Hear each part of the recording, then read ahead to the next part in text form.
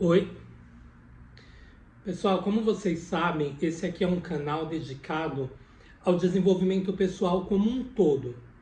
E assim como vocês, eu também estou na minha jornada.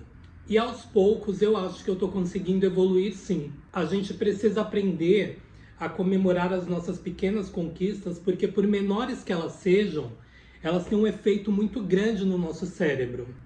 Quando você reconhece as suas pequenas vitórias, você manda um comando para o seu cérebro que você está dizendo assim: eu sou capaz, eu estou avançando, e isso te motiva a continuar. E além disso, a gente precisa ser grato. Grato por cada pequena vitória. Lembra que eu falei que semelhante atrai semelhante? Então, quando você vibra na frequência da gratidão, o universo te traz mais coisas para você agradecer. Semelhante atrai semelhante. O universo é uma força que só fala assim. Isso é bíblico. Quando Jesus multiplicou os peixes e o pão e os pães, ele não pediu para Deus para multiplicar. Ele já começou agradecendo. Pai, graças te damos por isso, por esse alimento. Então, só para não tomar o tempo de vocês, porque eu também não quero que vocês percam o interesse no vídeo, para vocês ficarem sabendo, eu vou fazer uma série de vídeos, ou pelo menos vou tentar, e esse vídeo vai ser baseado em um livro. Essa série de vídeos será baseada em um livro. Eu vou tentar debulhar um capítulo por semana. Eu vou ver que dia da semana eu posto, mas pelo menos um por semana eu vou postar. O livro é esse daqui, 127 coisas para ser feliz.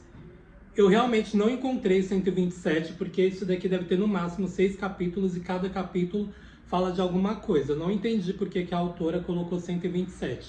Mas eu vou lendo e junto com vocês toda semana vou falar sobre um assunto, que cada capítulo é um assunto. E o primeiro episódio da nossa série, de acordo com o livro, vai ser sobre alimentação. Aquela frase que fala que você é o que você come, ela parece que está meio desgastada, meio batida, meio clichê, mas isso é real. E eu falo por mim mesmo. Hoje mesmo eu comi um salgado, eu passei mal o dia inteiro. E esses dias eu estava levando marmita para o trabalho e eu estava super bem.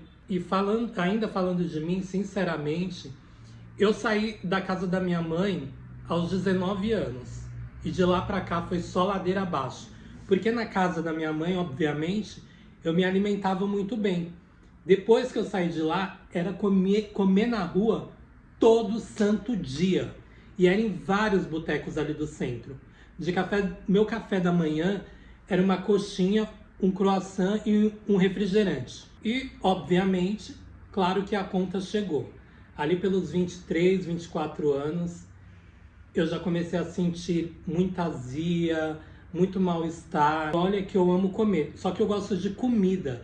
Eu gosto do PF da rua, arroz, feijão, aquele bife frito naquela chapa, calabresa com arroz, feijão, farofa e fritas. Isso todo dia na rua. E não deu outra, né? Esse mês, inclusive, eu até passei mal, fui parar no hospital. Só que tem uma coisa, eu me conheço e eu sei que eu tenho capacidade de melhorar a minha alimentação. Calma, eu não estou falando de você fazer uma alimentação, essas alimentações que eles colocam lá, um monte de coisa, que você acha que não vai ter nem tempo de fazer isso. Eu sou do lema, antes feito que perfeito. Igual começou esse canal aqui, eu não quero saber se está bem editado, se está com uma boa luz, se eu estou sem microfone, antes feito que perfeito. Comece a fazer. E como eu comecei a fazer? Eu comecei com uma simples decisão. Eu falei, eu vou levar marmita para o trabalho. Só isso. Só isso. Quando eu comecei a levar marmita para o meu trabalho, eu comecei a passar o dia bem. Eu não fiquei ali depois do almoço o dia inteiro, estufado, passando mal. Só essa pequena atitude fez uma diferença enorme na minha vida. Se você não tem o hábito de levar marmita para o trabalho, calma. Vai com calma, vai no seu tempo. Eu mesmo escorrego várias vezes. Já tem um tempo que eu estou levando a marmita para o trabalho.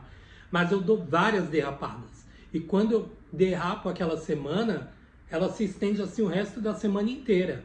Mas mesmo assim eu acho que foi um ponto positivo. Eu inclusive economizei. Só que também não se cobre tanto. Se Deus está te dando força para fazer, é porque você está no caminho certo. Então vamos começar a falar aqui do livro rapidinho.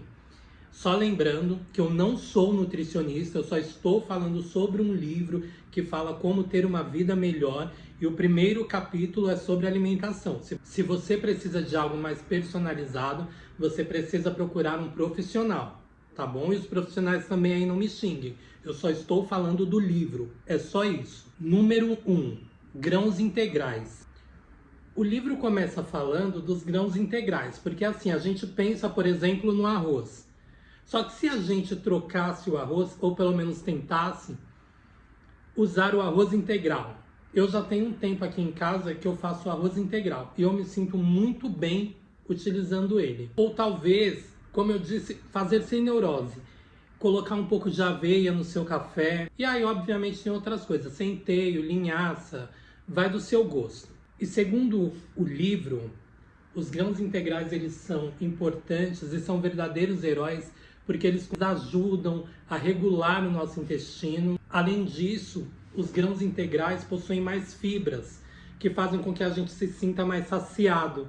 E aí a gente não precisa ficar comendo tanto. Além disso, eles têm vitamina B, antioxidantes, eles protegem as nossas células. Mas se não der para incluir isso agora, não tem problema.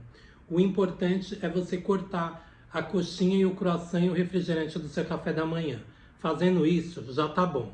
Número 2, verduras e legumes. O segundo ponto do livro eu considero um dos mais importantes, porque, segundo algumas coisas que eu leio, as verduras e os legumes são verdadeiros remédios para o nosso corpo, e remédios naturais. As verduras e os legumes têm tudo o que a gente precisa.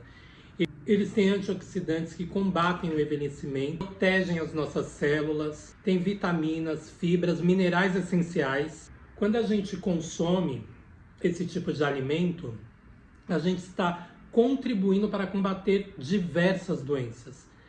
E é uma lista grande. Câncer, doenças cardíacas, e eu que tenho um coração um pouquinho mais acelerado, isso para mim é ouro. Ouro. E o melhor de tudo é que você pode comer esse tipo de alimento à vontade. Não tem limite. Não precisa fazer aquela coisa chique de montar aquele prato novamente, aquele prato de rede social. Se você fizer uma saladinha básica ali, colocar no seu dia a dia, novamente, sem neura, já tá bom. O que foi?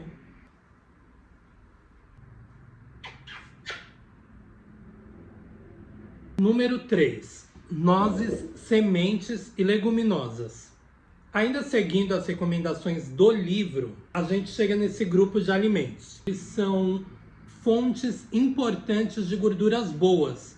Essas são as gorduras que fazem bem para o coração, e não aquele óleo de cozinha que entope ele. São gorduras boas que nos dão também a sensação de saciedade, impedindo que a gente fique ali beliscando toda hora alguma comida. Quando a gente fala nesse tipo de alimento, castanha, amêndoa, pistache, a sensação que dá é que é uma coisa meio distante, né? Quem fica comendo essas coisas diariamente? A gente que tem uma vida mais corrida, que tem assim uma vida agitada no dia a dia, a gente vai tentar comer o básico, o que der. E só que essas coisas elas não são tão distantes assim. O livro recomenda que seja consumido pelo menos 30 gramas, aliás, no máximo 30 gramas por dia, porque eles são gordurosos, oleosos e calóricos. Então eu acho que se você, novamente, fazer as coisas com calma, deixar um potinho ali de castanha, você vai ali na Casa do Norte, compra um potinho de castanha e deixa na sua gaveta do trabalho, tá ótimo.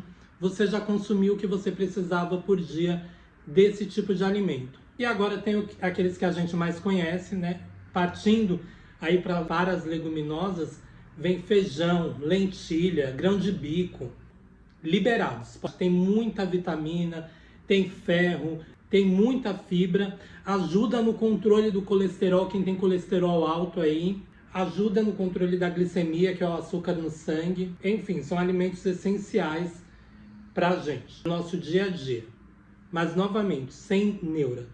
Se você colocar só o feijãozinho no seu prato, tá tranquilo. Número 4. Peixes, aves e ovos. Aqui nós chegamos no grupo das proteínas de origem animal. E o livro destaca alguns que ele considera mais importantes. Dentro desse grupo, primeiro ele destaca os peixes. Por que que ele recomenda o consumo de peixe? Porque o peixe tem ômega 3, que é uma gordura boa essencial para a saúde do nosso coração e também para o bom funcionamento do nosso cérebro. Tem vitaminas B, que são fontes de energia que ajudam diversas funções do nosso corpo. Eu acho que dá para tentar incluir. Eu realmente não consumo muito peixe, mas eu acho que dá para incluir. Uma vez eu fiz aqui em casa, há uns 7 anos, e foi super simples. Eu fiz, coloquei no forno, acabou, ficou ótimo. Depois eu fiquei com preguiça. Mas eu vou me esforçar para tentar incluir na minha alimentação. Lembrando, tudo com muita calma. Depois ele passa aqui para as aves. As aves são boas porque elas ajudam na recuperação dos músculos. São excelentes fontes de proteína magra. Só que aqui ele ressalta uma dica importante. Tente consumir assado ou cozido. Evite ou corte a fritura. A forma de preparo faz toda a diferença nos benefícios que a gente vai receber para o nosso corpo. E por último, desse grupo, mas não menos importante, os ovos. A ciência comprova que eles têm bastante benefícios. Eles têm proteínas de alta qualidade, daquelas que o nosso corpo absorve super bem.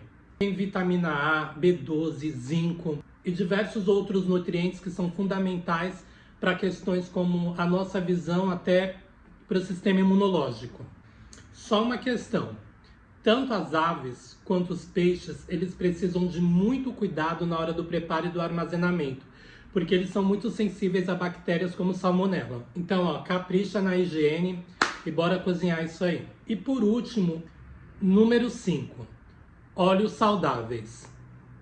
E por último, o livro lista o grupo de gorduras saudáveis. Aqui a gente pode encontrar coisas como azeite, óleo de linhaça, abacate. E nessa questão a gente precisa esquecer essa coisa que a gordura é uma vilã. Porque essas que eu citei são as gorduras aí, vamos colocar assim, do time do bem. Essas gorduras, elas dão energia, ajudam a controlar o nosso colesterol. E aqui só uma dica importante. Passe longe de óleos refinados, tipo óleo de soja, óleo de milho, óleo ultraprocessado, porque esses não trazem os benefícios que a gente de fato quer. E a mensagem final que eu queria colocar aqui é que eu achei esse capítulo muito interessante, porque ele lista alguns alimentos, só que a gente também tem que pensar na nossa realidade, o que a gente consegue fazer. Se você é uma pessoa que não tem o hábito de cozinhar em casa, realmente para você vai ser um pouco mais difícil mudar toda essa alimentação. Então eu acho que as coisas podem ser dentro do seu tempo,